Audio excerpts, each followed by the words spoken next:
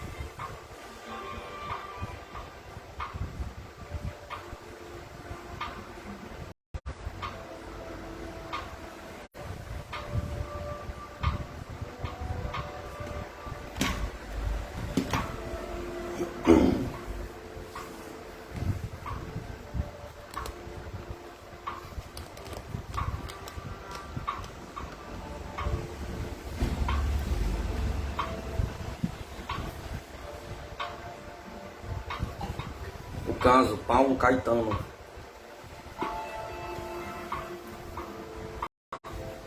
Paulo Caetano Silveira, técnico de máquinas de escritório, casado, morador de Itaperuna, Rio de Janeiro, passou por diversas experiências de contato com o disco voador em período relativamente curto. Foram 9 experiências entre setembro de 1973 e abril de 1974, muitas delas bem documentadas e testemunhadas.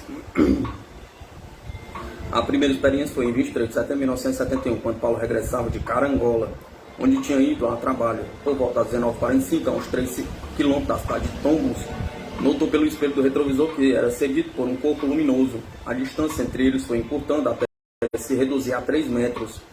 Então o objeto ficou evoluindo em volta do Vemigaut, a meio metro do chão.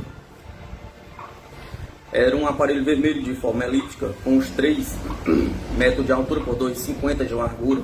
Depois tomou uma coloração branca de brilho azulado. Nesse momento, o carro começou a perder velocidade até parar. O estranho objeto continuou girando em torno do veículo por uns 3 ou 4 minutos sem nenhum ruído. Subindo depois, Paulo notou que o automóvel devia estar engrenado com o motor funcionando, pois repentinamente deu um avanço para frente. O motor morreu em seguida. Apavorado, suando copiosamente, ligou de novo o motor que pegou normalmente e seguiu para Tombos, onde chegou minutos depois. Lá relatou a ocorrência ao delegado de polícia, que o levou à sua residência, dando-lhe água com açúcar para se acalmar e recomendando-lhe pernoitar em Tombos. Mas ele preferiu continuar a viagem, mal sabia ele que o pior iria acontecer mais adiante. Pouco depois da cidade de Tombos, onde, antes de chegar a Orciúncula, viu pelo espelho que o aparelho estava seguindo outra vez a distância de 10 metros, mais ou menos. Perto de Natividade, voltou a ver o aparelho, parou no posto de gasolina do Celcinho, a quem contou o fato. Isso não é nada, disse o Celcinho. Reze um Pai Nosso e vá em frente. Isso é gente de Marte. Faltando 13 km para chegar a Itaperuna, na localidade de Bananeiras, notou o corpo luminoso mais uma vez, a uns 500 metros de altura, a 3 km à frente, em Serraria, que fica no quilômetro 4, na rodovia Rio de Janeiro 100. Viu um vulto escuro que pensou ser um animal. Quando se aproximou até ficar a uns 10 metros, a coisa se iluminou toda de vermelho, de luz vermelha. E ao mesmo tempo seu veículo desligou, seguindo para o acostamento como por magia, e parou.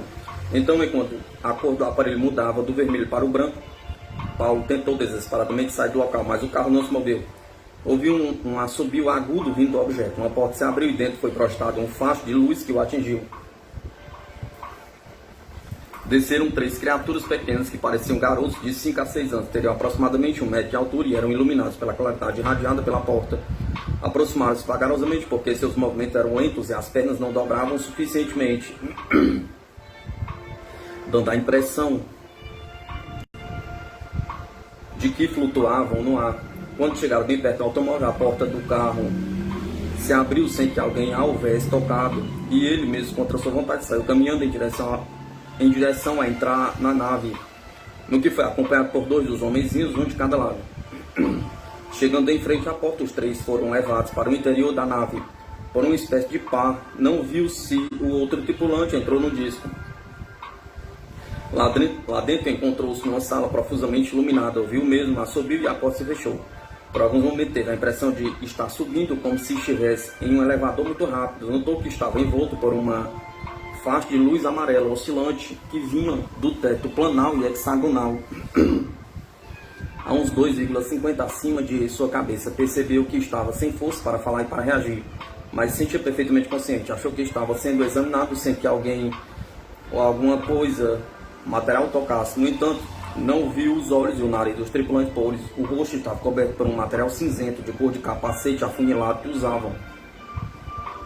O queixo era fino, abriam e fechavam a boca sem emitir sons. Tinham os ombros altos, quase sem pescoço. A roupa era azul clara, sapatos simples e retangulares, chafandros na frente.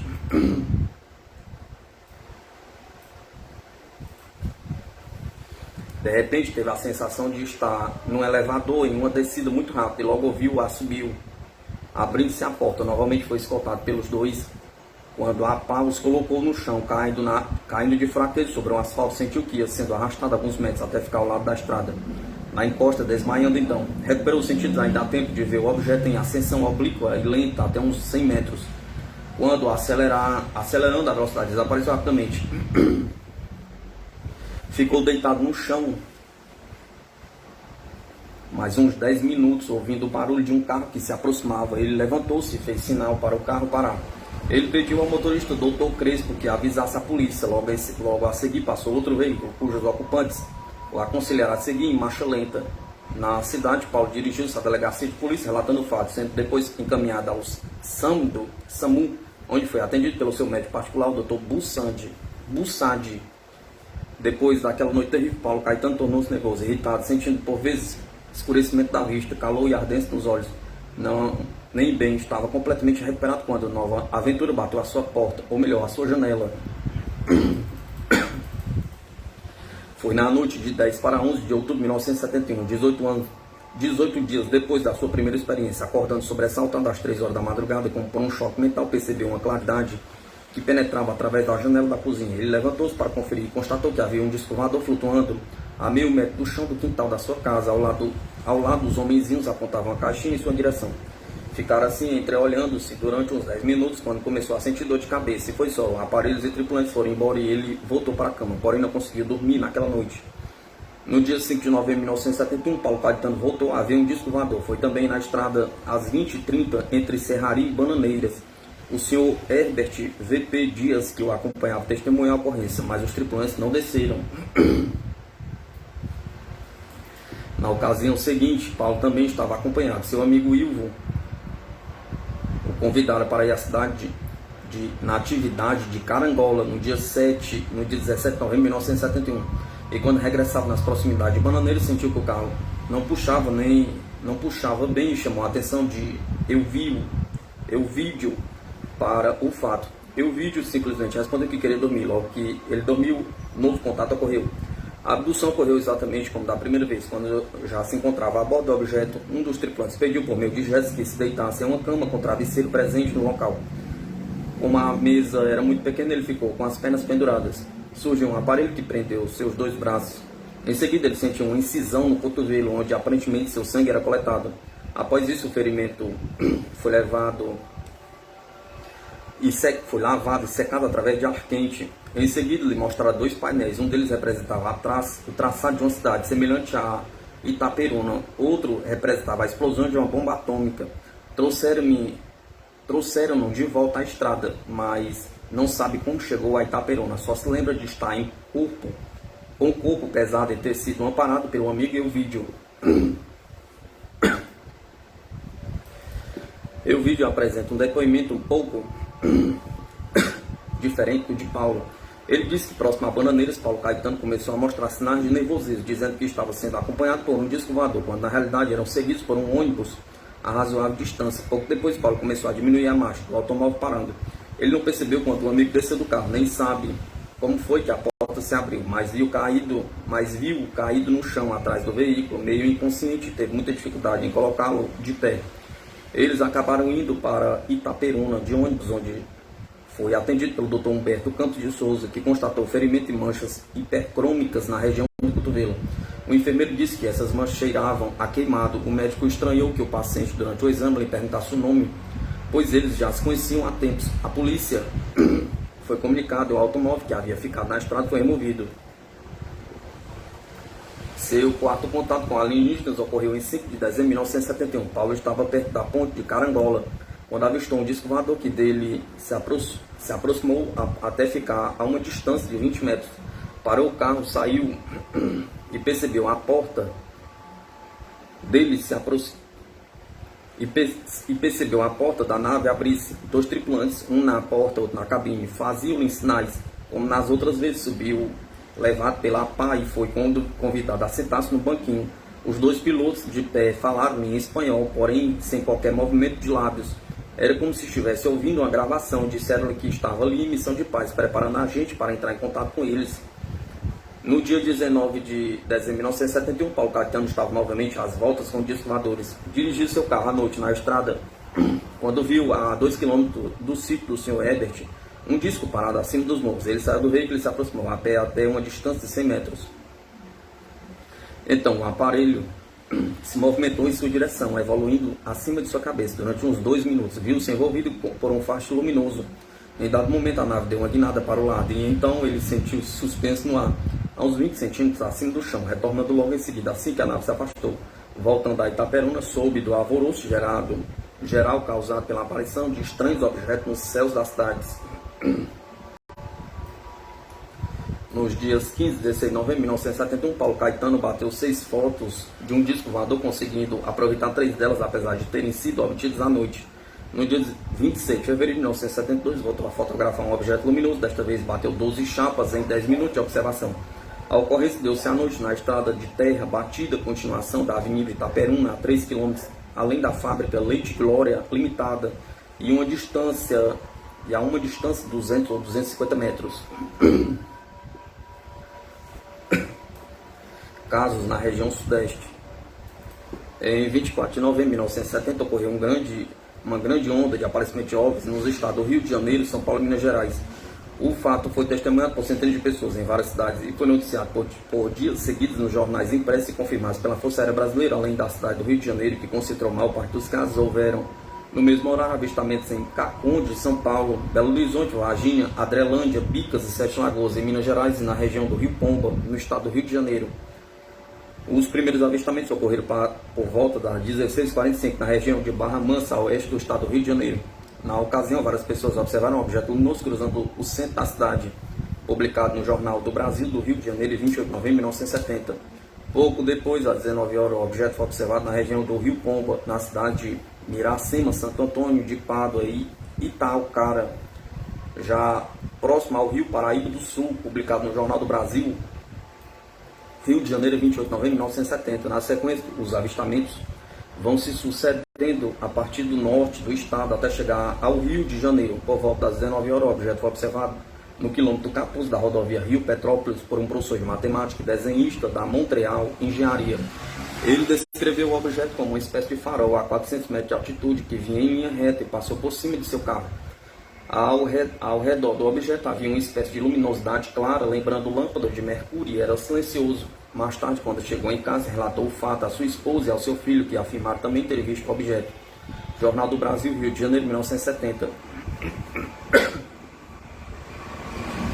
Por volta das 19 horas, ocorreram a maioria dos casos de avistamento nesta data. Na cidade do Rio de Janeiro, centenas de pessoas testemunharam as evoluções do objeto. No Jardim Botânico, várias pessoas, entre elas o compositor Gutenberg Guarabira, testemunharam uma luz intensa que ora pairava no céu, ora se deslocava. Seu diâmetro equivalia a 3 vezes o tamanho da lua cheia e sua altura estimada estava em torno de 600 metros de altura. Correio do Amanhã, Rio de Janeiro, 25 a 26 de novembro de 1970.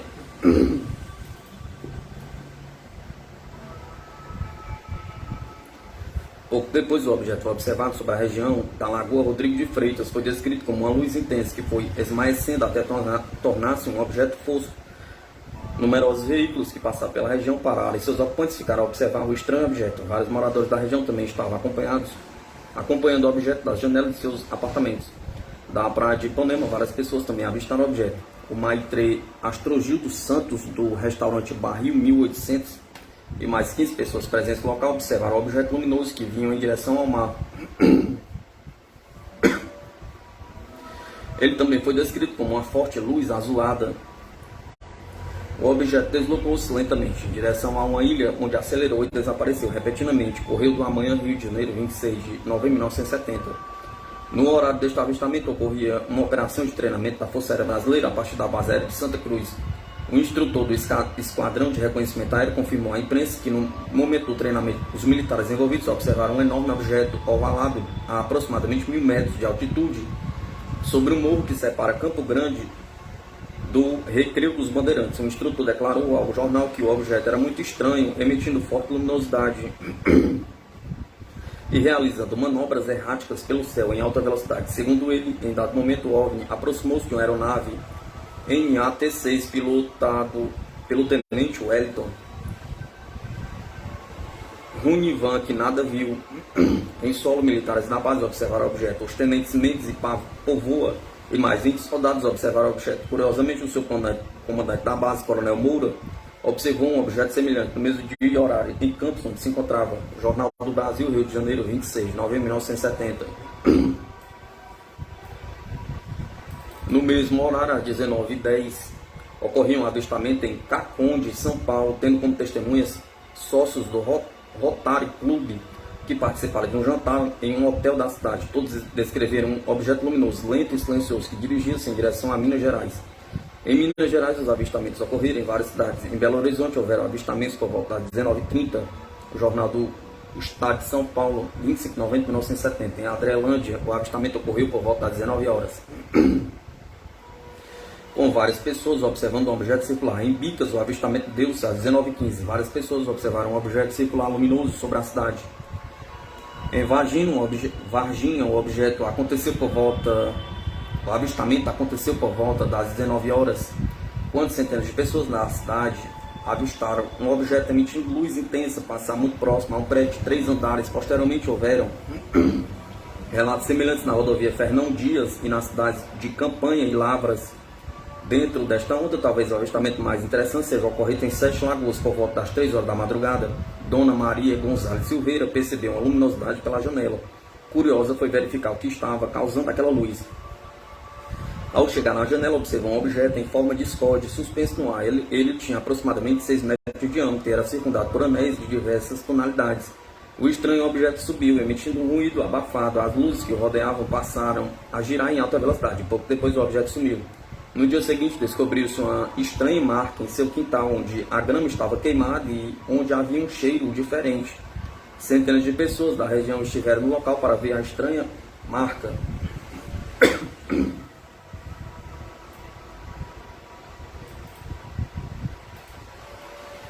O caso da barragem do Funil.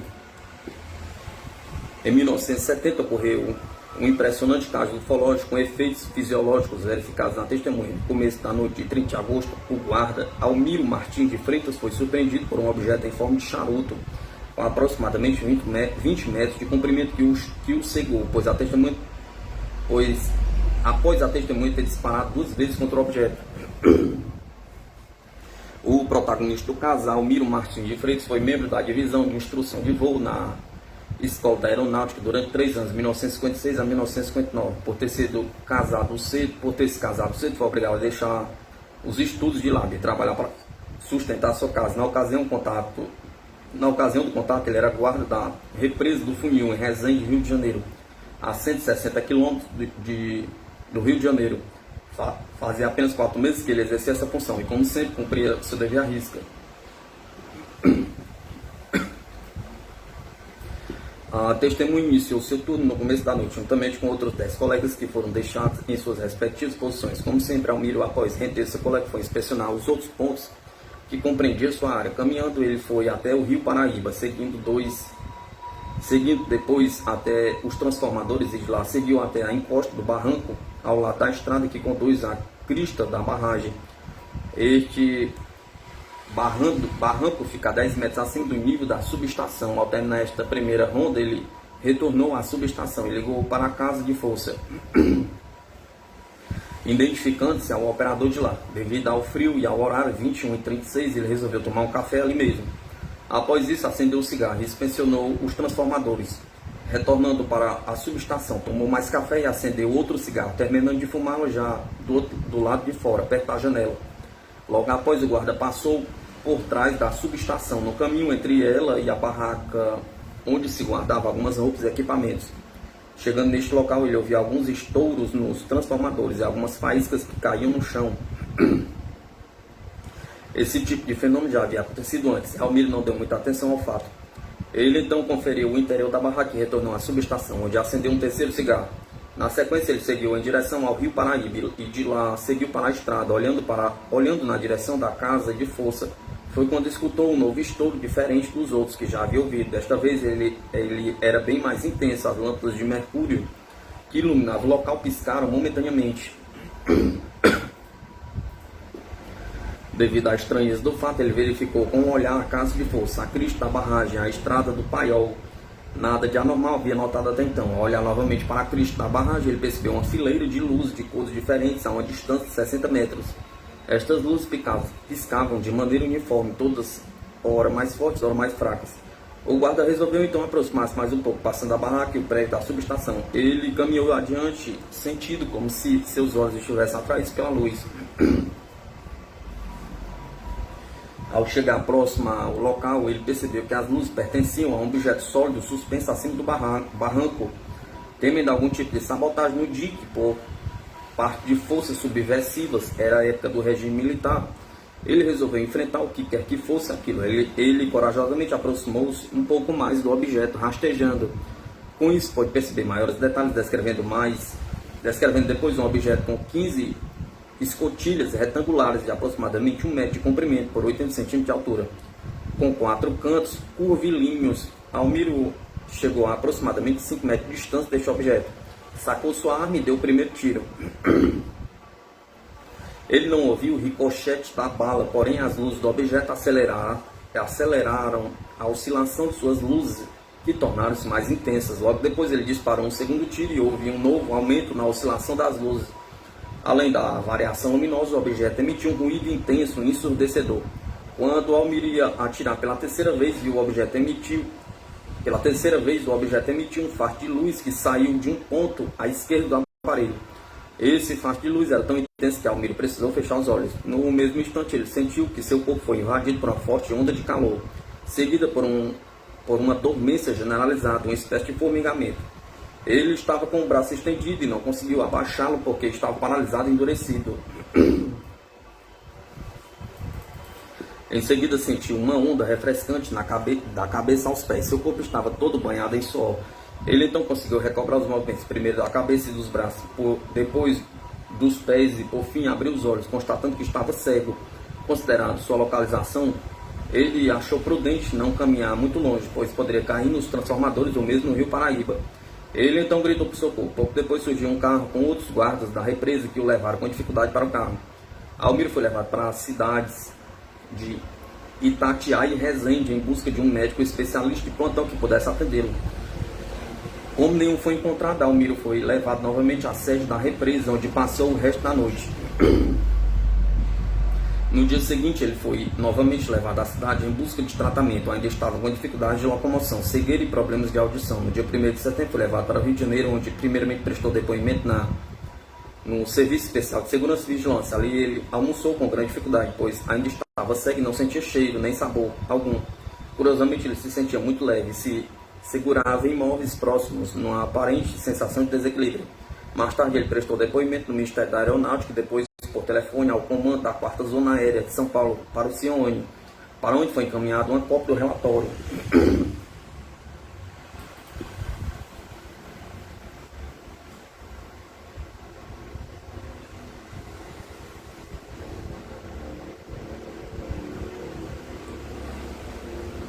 Logo após atendido, ainda no mesmo dia, por volta das 17 horas, no Hospital da Cruz Vermelha, pelo médico oftalmologista Dr. Sampaio, este informou que nada de anormal havia sido detectado nos olhos de Almir, além de certa irritação nas conjuntivas. No dia seguinte, ele foi visitado pelo Dr. Orlandini Fonseca e Dr. Paz Marreto. O Dr. Orlandini mediu a pressão de Almir e constatou que estava com 120 batidos por minuto. Outro detalhe importante referente ao caso é com relação à saúde de Almir, antes e depois dos acontecimentos da represa do funil. Ele tinha 1,76 metros de altura e pesava 75 quilos antes do episódio. Logo após o caso, a testemunha sofreu as consequências do avistamento, mesmo tendo recuperado a visão 15 dias depois. Ele perdeu 8 quilos em menos de um mês, só recuperando após vários meses. Não se sabe ao certo o que provocou essa perda de peso. A situação afetou a carreira de Almiro, deixando em dificuldades financeiras. Outro detalhe curioso é que Almiro ficou 2 dias sem urinar após o acontecimento. Segundo o Dr. Orlandino, em entrevista à Sociedade Brasileira de Estudadores, Almiro foi diagnosticado com cegueira psicogênica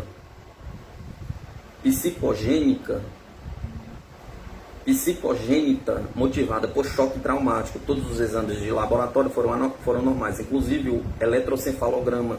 Iniciou-se para o tratamento a hipnose junto à medicação neurótica e tranquilizante, bem como instilação de um colírio, já que realmente havia um lacrimejamento quando o paciente mantinha os olhos abertos, mas não havia lesão física. Foi também recomendado o uso de óculos escuros por algum tempo.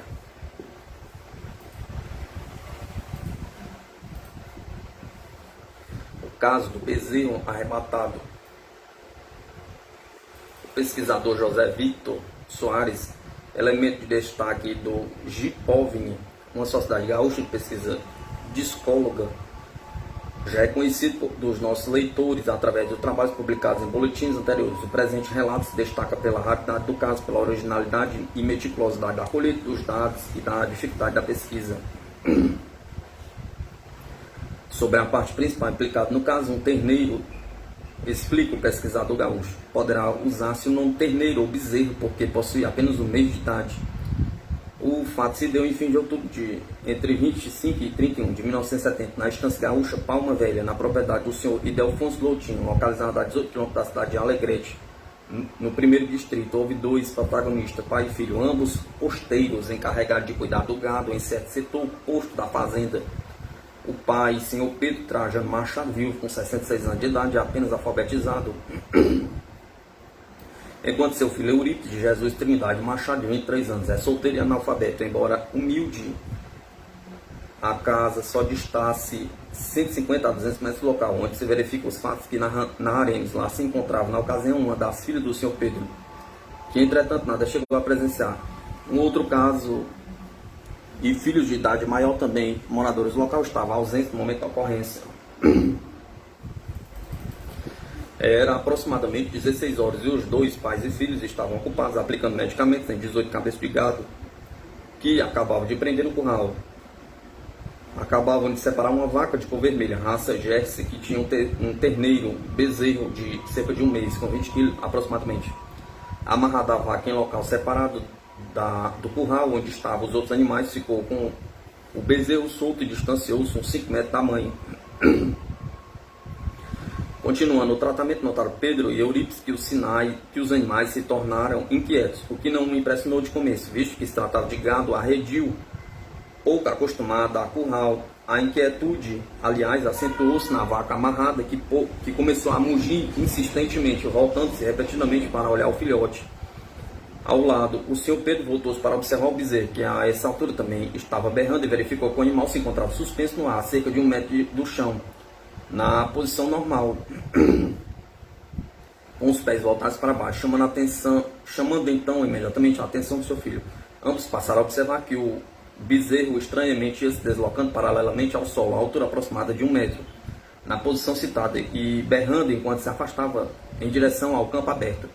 Pai e filho, como aparvalhados, continuavam, entretanto, no mesmo lugar, sem a reação e iniciativa, somente esperando o desenrolar e o desenlace do fato. Enquanto o restante dos animais continuava a mugir, berrar e agitar-se, aparentando pavor, o bezerro foi se deslocando em direção à cancela e atravessou a porteira que se encontrava aberta. Em seguida passou por baixo das ramagens de umas árvores, num vão de uns 2 metros de largura, na direção oeste-nordeste, até distanciar-se da sua mãe cerca de 20 metros. Atingindo esse ponto e ainda 1 metro acima do solo, iniciou então um movimento de ascensão vertical, subindo lentamente, sempre com os pés voltados para a terra. Entretanto, deixou de berrar logo após a tomada de direção vertical. Esta subida lenta durou, conforme as testemunhas, pai e filho, de uns 4 a 3 minutos.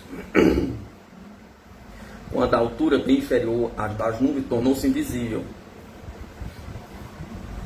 Na ocasião, nenhum outro fenômeno, ruído, vento, variação de temperatura foi percebido. Pai e filho continuaram a sua tarefa, cuidando inclusive da vaca, agora desfilhada. Finalmente, o episódio foi comunicado ao dono do animal, que não deu maior importância ao fato.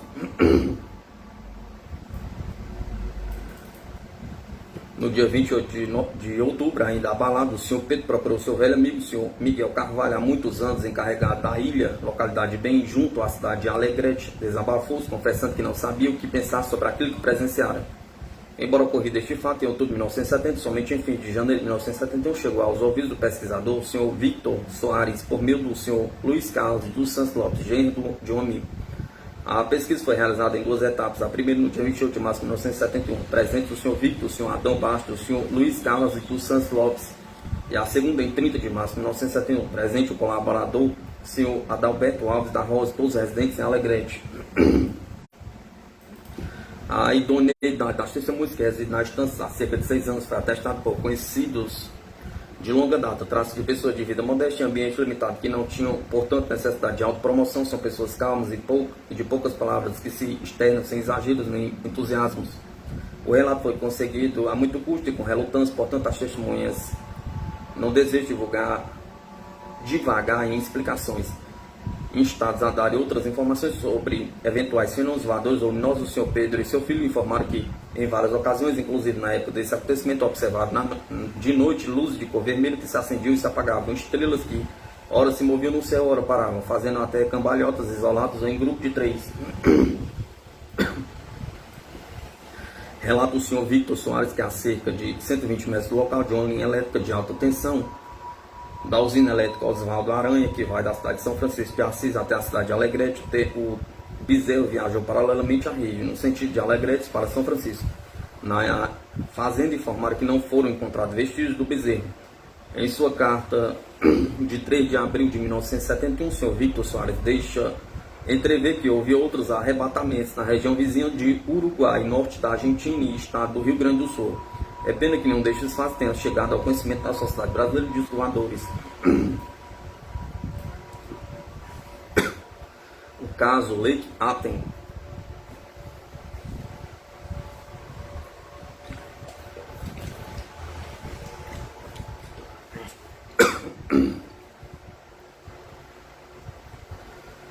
Em 29 de agosto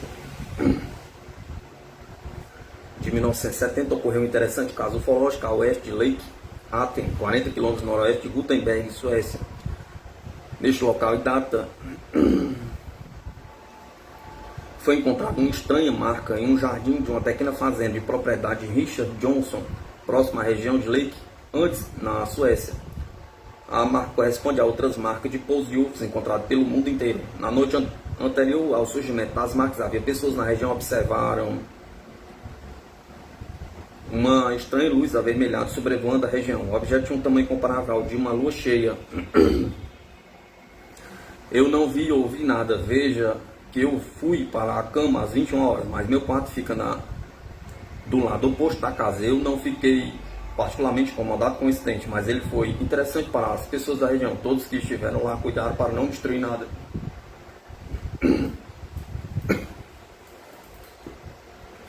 Vários vizinhos de Richard Johnson observaram um estranho objeto luminoso na noite anterior ao surgimento das marcas. Um deles, o Sr. Carson, proprietário de uma fazenda próxima, eu estava indo para a cama. Era um pouco antes da meia-noite, quando eu vi que os carros da rodovia estavam parados e com as luzes desligadas. Então um garoto veio correndo e contando sobre algo de cor vermelha que ele viu acima de Ennebeck, a 500 metros de distância. Eu saí para dar uma olhada e consegui ver a estranha luz vermelha. Ela foi por cima da floresta. Apenas quando eu ouvi o som daquilo. Isso foi o que mais me deixou perplexo. Primeiro eu pensei que era um avião, mas depois eu percebi que não poderia ser isso. Ele agiu de forma estranha e, além disso, era redondo e tinha uma luz brilhante muito vermelha. Ele foi para cima e para baixo, depois voou para Ennebeck. Algumas vezes ele desaparecia abaixo do topo das árvores, para reaparecer pouco depois. Sua velocidade variava. Algumas vezes ele flutuava silenciosamente, apenas, e depois acelerava muito rapidamente. Em uma ocasião, o objeto estava quase na borda da floresta e a apenas 200 metros de distância. Então eu vi alguns raios de luz vindo dele. Eles eram de cor amarelo claro e parecia que vinham do lado da esfera vermelha, que tinha metade do tamanho da Lua. Nós ficamos observando do lado de fora por algum tempo, mas depois entramos e observamos através da janela. Quando eu fui para a cama, eram 2 horas e a luz ainda estava lá. Outra testemunha foi P. Nilson, que trafegava pela rodovia. Meu amigo e eu trafegávamos pela estrada vinda de Allinguensas. Eram 11h15 ou 11h30. Nós avistamos uma luz vermelha movendo-se para cima e para baixo e voltava para o mesmo lugar. Meu amigo parou o carro e nós saímos. A luz estava à esquerda de nós, acima de Innenbacken. Nós a observamos por aproximadamente 10 minutos e depois fomos embora. Outra testemunha, a senhora Olson, declarou: meu marido e eu estávamos retornando de uma visita para alguns amigos. Nós vimos algo parecido com a lanterna traseira de um carro de cor vermelho ou amarelo. Primeiro pensamos que era um avião, mais tarde nós concluímos que não era.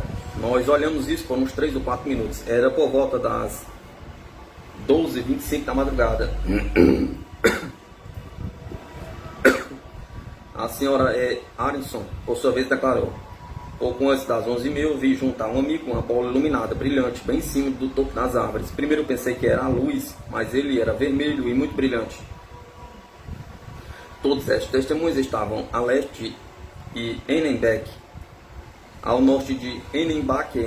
Outras pessoas também avistaram o estranho objeto, embora desconhecessem os relatos das pessoas ao sul de Ennenbach. Seus depoimentos foram idênticos em todos os detalhes, incluindo detalhes referentes a manobras de deslocamento, coloração e posição do estranho objeto. Uma das testemunhas, do Sr. E. Johnson, declarou: eu vi a bola vermelha e brilhante sobre Ennenbach por volta das 23h45. Eu estava junto com minha esposa e outro casal. Nós estimamos o seu tamanho como um pouco menor que a lua cheia. Ele se movia para cima e para baixo na floresta. Nós podemos ver também algo como um feixe de luz vindo do terreno até a luz. Era muito bonito de se ver. A luz era constante no brilho. Criou uma linha de iluminação na superfície do lago Haslingen. As testemunhas ao norte de Ennenbach estavam distantes aproximadamente 1 quilômetro em relação ao local onde o fenômeno acontecia.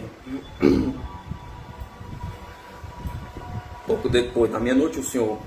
Johnson e um outro homem pegaram um carro na tentativa de descobrir o que era aquela luz. Quando entraram na rodovia no sentido para Ennenbach, eles encontraram um carro parado ali. Dentro dele estava um jovem rapaz que disse que eles também estavam tentando descobrir o que era o estranho objeto. Enquanto eles estavam parados ali, a luz desapareceu.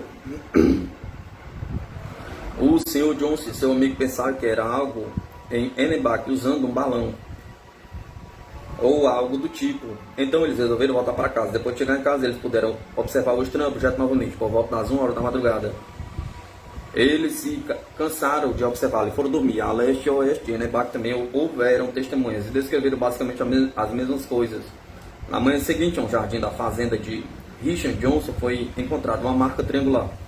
Em cada ponta do triângulo havia um buraco de 40 centímetros de diâmetro por 4 centímetros de profundidade. Eles não eram exatamente iguais, variando um pouco das bordas e na profundidade. Um deles não era redondo como os outros dois, aparentando ter sido produzido por algum tipo de jato de alta pressão.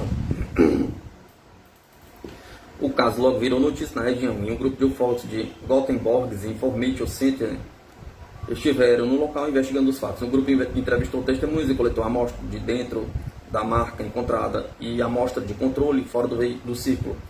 Uma parte da amostra foi analisada no Instituto de Tecnologia de Energia Nuclear. Foram realizados diferentes testes nas amostras.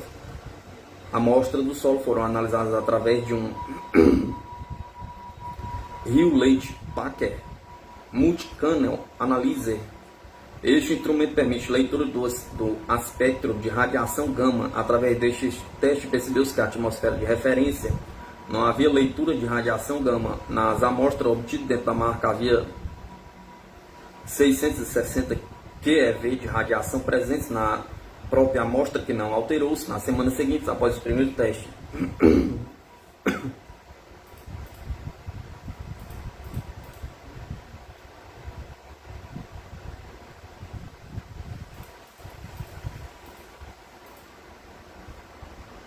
No caso, em Feira de Santana, os pesquisadores Alberto Romero, do Grupo de Pesquisas Aeroespaciais Zenit, e Emmanuel Paranhos, da Sociedade de Estudos Ufológicos de Lauro Freitas, ambos localizados na Bahia, receberam uma inusitada correspondência. Ela dava conta de que, na madrugada do dia 12 de janeiro de 1995, o fazendeiro conhecido como Beto Lima estava caçando tatu quando encontrou um objeto dentro de uma lagoa em sua fazenda. Vejamos o que dizia a carta. Através desta carta dirigida à emissora de televisão SBT de São Paulo e ao jornal A Tarde de Salvador, os senhores poderão avaliar através de seu corpo de jornalista ou por outros meios a verdade do que afirmo. Infelizmente não posso assinar nem me identificar como verdadeiramente gostaria, por fortes razões pessoais e profissionais, já que sou militar ainda na ativa. Principal razão do meu anonimato na grave denúncia que estou fazendo. Fiquei impressionado com a série de reportagens apresentadas através do SBT. No programa do apresentador Carlos Massa, vulgo Ratinho, confesso que antes não levavam muito a sério o assunto, mas diante das declarações feitas por outros militares, senti-me encorajado a fazer isso. Em janeiro de 95, na madrugada do dia 12, aconteceu uma coisa muito séria nos arredores da cidade de Feira de Santana, Bahia. Houve um enorme apagão que deixou às escuras toda a região e, pelo que soube, através de amigos, atingiu até a fronteira com o estado do Sergipe. Pouco depois chegou uma mensagem ao comando desta unidade, 35º Batalhão de Infantaria, e aproximadamente às 5h30, depois de terem sido canceladas todas as folgas, saímos em 3 caminhões rumo ao interior. Alguma coisa tinha acontecido na fazenda das redondezas e pelo que rodamos, imagino ser algo em torno de 20 a 25 quilômetros da cidade. Não sabíamos exatamente do que se tratava.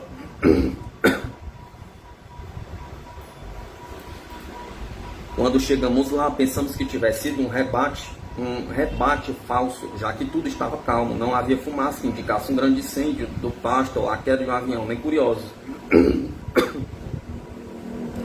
Foi então que percebemos o nervosismo do comandante, que sem dúvida sabia do que se tratava. Ele se encaminhou à casa da fazenda, que estava fechada, e logo depois apareceu um empregado. O chefe perguntou rispidamente alguma coisa, e o homem apressou-se em atendê-lo. Estávamos com roupa de campanha, totalmente equipados e armados com munição de guerra. O comandante pediu para abrir a casa e logo foi gritando para alguns soldados e oficiais o seguirem.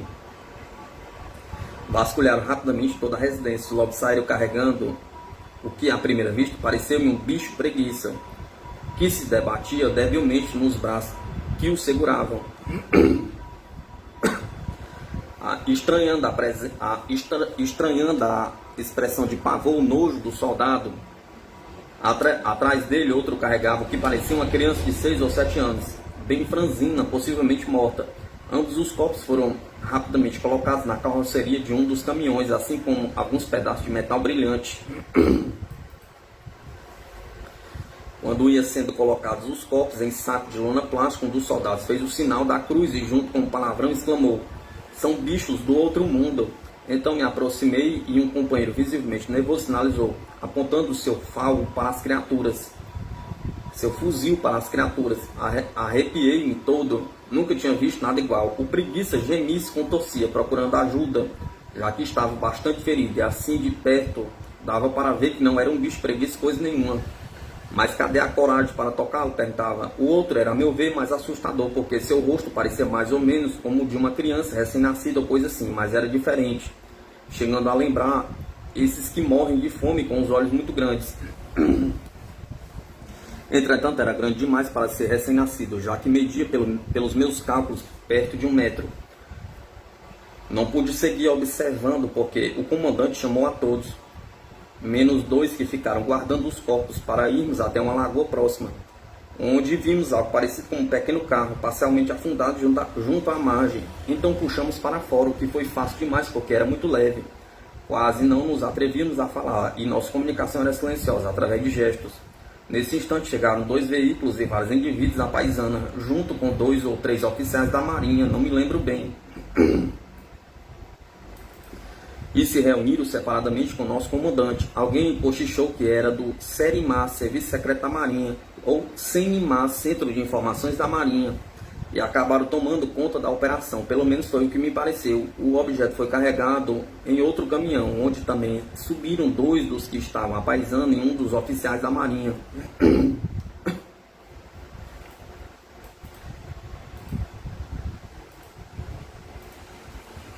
Não saímos dali nem sem instantes. Não saímos dali sem antes os chefes encostarem o peão na parede e muito provavelmente darem uma grande prensa no coitado. Antes de desapontar para a estrada, paramos por alguns minutos até chegar um caminhão tipo baú sem nenhuma identificação, onde colocamos o objeto. Logo a seguir um helicóptero pousou rapidamente para carregar os corpos. Ao retornar ao quartel, fomos encaminhados para uma reunião com o comandante, da qual fomos instruídos a coagir para guardar sigilo absoluto sobre os acontecimentos, ou se tratar de algo referente à segurança nacional. Caso contrário, ficaremos sujeitos às penalidades cabíveis. Sinto não poder dar maiores detalhes, mas por enquanto isso é impossível, já que qualquer informação que revelar pode denunciar minha identidade aos meus superiores. Não posso acrescentar que esta operação, não sei se houve alguma anterior a esta, serviu como padrão para a deflagração do caso Varginha, ocorrido em Minas Gerais, já que os procedimentos foram idênticos e a grande falha aí foi ter envolvido outras pessoas e instituições que acabaram facilitando o trabalho de jornalistas e pesquisadores do assunto. O que aqui não aconteceu. Sinto-me melhor depois de escrever isso. Não por ter quebrado o meu juramento, mas depois de saber de vários outros militares lá em Minas Gerais que decidiram falar com os pesquisadores sobre o assunto, pensei bastante, achei que seria muito mais correto e honesto fazer o que fiz e desejar que os outros sigam o meu exemplo. A única coisa que me preocupa depois do que soube é a saúde dos companheiros que pegaram nas criaturas e destroços. Em Minas morreu um soldado. Infelizmente nunca mais soube nada a respeito e se soubesse não poderia falar. Esta íntegra da carta recebida pelos pesquisadores Romero e Paranhos, na madrugada de 12 de janeiro de 1995, um fazendeiro conhecido como Beto Lima estava caçando tatu quando encontrou um objeto dentro de uma lagoa em sua fazenda. Aquilo era do tamanho de um fusca e estava boiando perto da beira. Disse, com o auxílio de uma vara ele conseguiu puxá-lo. De repente começou a sair um líquido gosmento de dentro do objeto e 2 criaturas apareceram. Segundo a descrição do Sr. Beto, uma delas era peluda, com garras compridas e parecia um bicho preguiça. Ainda estava viva, apesar dos ferimentos. A outra, similar a uma criança recém-nascida, só que com 1 metro de altura, estava morta. O fazendeiro resgatou as 2 criaturas, além do objeto, que mesmo sendo do tamanho de um carro, era muito leve, e levou-os para dentro de casa. Primeiramente, quis vender o seu achado para a TV Subaé e para os jornais locais. Toda a imprensa estava sabendo do fato. Isso deixou sua esposa, Dona M, muito nervosa, a ponto de certa vez pedir ao pesquisador Paranhos para que não procurasse mais seu marido, pois ele costumava beber e falar besteiras. Além do que, desde que o Sr. Beto começou a contar a história, várias pessoas estranhas foram à sua casa. Pessoas estranhas? Pergunta. Que pessoas? Militares, repórteres ou curiosos? Pergunta. De qualquer forma, os investigadores não desistiram de buscar as informações, embora Dona M sempre desmentisse. Aliás, uma suspeita foi levantada por Paranhos e Romero. O Sr. Beto tinha descrito os seres com detalhes impressionantes para uma pessoa que não possui conhecimento sobre extraterrestres. O que acontecia agora é que o próprio Sr. Beto desligava o telefone quando os investigadores ligavam para sua casa. Mesmo sem muitas novidades sobre o ocorrido, eles continuaram as investigações de maneira mais lenta, como o episódio em Varginha. A ânsia por resposta começou a crescer entre os ufólogos. À medida que o tempo foi passando, foram surgindo mais informações. Os militares tinham conseguido calar seus soldados até aquele momento, mas os civis envolvidos começaram a se abrir. A senhora Ama Becker, frequentadora da reunião G Paz, por exemplo, comentou que seu ex-cunhado havia lhe contado que um funcionário da Companhia Elétrica da Bahia, Coelba, falou algo sobre o episódio.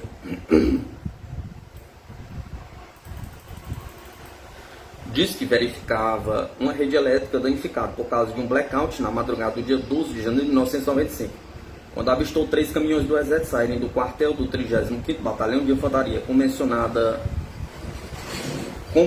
na carta do soldado brasileiro. Quando eles viram o eletricista, pressionaram-no para que não comentasse nada com ninguém. Com essas novas descobertas, Paranhos e Romero foram atrás do eletricista, conhecido apenas como Sr. E, a fim de confirmar o que tinham ouvido. Entraram então em casa.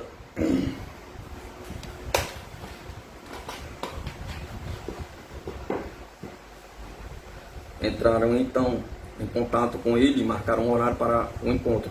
Chegaram ao local e encontraram não somente a testemunha, mas também um supervisor e gerente, que negaram toda a história. Dizem que somente lembravam-se do blackout, mas não conheciam nenhum Beto. O caso ficou em suspenso até 1998, quando outros fatos surgiram. Após algumas entrevistas para a rádio Sociedade de Feira de Santana, uma carta anônima foi enviada ao G-Paz, ao endereço daquela emissora, corroborando com as informações prestadas pelo fazendeiro há 3 anos atrás. Conforme dizia a carta de um amigo, pelo menos 2 corporações haviam participado da operação do resgate do UF e os mesmos membros foram ameaçados.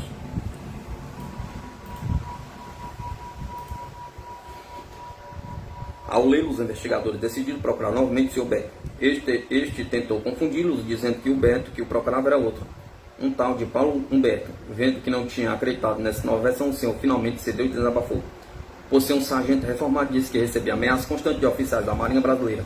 Contou também que o UF possuía um sistema de camuflagem que refletia a paisagem ao seu redor, dificultando assim a sua localização. Em 1999, eles receberam a carta do soldado brasileiro, revelando os detalhes da operação de resgate da nave e os alienígenas citados. Mas o avistamento da nave perguntava. Depois de interrogar várias testemunhas, os pesquisadores chegaram a 2 relatos muito importantes enviados pelo estudante universitário Marcos Ezequiel. O primeiro de 3 rapazes que afirmaram ter visto estranhos bolas de fogo cair na cidade de Feira de Santana, próxima à fazenda do Sr. Beto, em 1995. Por volta da 1h30 da madrugada, Rubens, Antônio e Adriano voltavam de uma festa quando viram uma grande bola luminosa que parecia emitir flechas. Sua coloração variava de verde ao vermelho e o objeto descia verticalmente, em grande velocidade. Após alguns segundos, ele desapareceu no horizonte, disse Marcos. 2 dias depois, outro estudante chamado Rodolfo presenciou a aparição de 2 estranhos objetos metálicos, parecidos com aviões, voando bem baixo, por volta das 21h30. Eles eram estranhos, pois não tinham iluminação a qualquer símbolo. Continuou. Outro importante testemunho foi um vaqueiro da fazenda Saco, chamado José, que narrou ter observado um comboio militar vindo da cidade de Santanópolis. Na manhã seguinte ao blackout e à noite, um helicóptero sobrevoou várias fazendas, inclusive a fazenda Gravatar, de propriedade do Sr. Beto.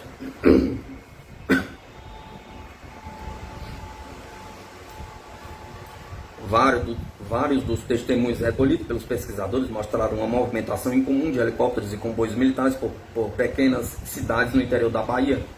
Depois de todas essas informações, mesmo que o quebra-cabeça não esteja completo, Alberto Romero e Emanuel Paranhos traçaram os fatos do que ocorreu naquele dia 12 de janeiro de 1995. Os satélites de vigília norte-americanos teriam detectado a queda de um ou mais UFOs. Sua trajetória e ponto de impacto. Como é de se presumir, o governo dos Estados Unidos avisou o Exército Brasileiro, que por sua vez acionou as agências de inteligência e ordenou ao comando mais próximo que realizasse a operação de busca e resgate. Nesse caso, o órgão seria o Salvaero, da base aérea de Salvador. Posteriormente, eles teriam se juntado ao 35º Batalhão de Infantaria, por ter havido outro resgate naquela mesma manhã, já que testemunhas próximas à Lagoa Berreca viram soldados indo naquela direção. No entanto, essa poderia ser o início da operação de recolhimento dos destroços do UFO. Daí a possível explicação para constante sobrevoo de helicópteros na região.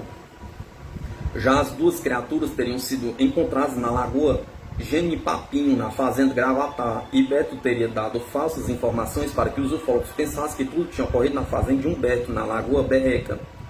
O envolvimento na Marinha Brasileira ficou explícito na carta do soldado brasileiro, e a partir de um alerta que Beto teria recebido dos seus ex-companheiros de farda. A Marinha teria levado os corpos para a base naval de Aratu. As investigações continuam e a verdade um dia vai aparecer. Civilizações do espaço visitando o planeta Terra.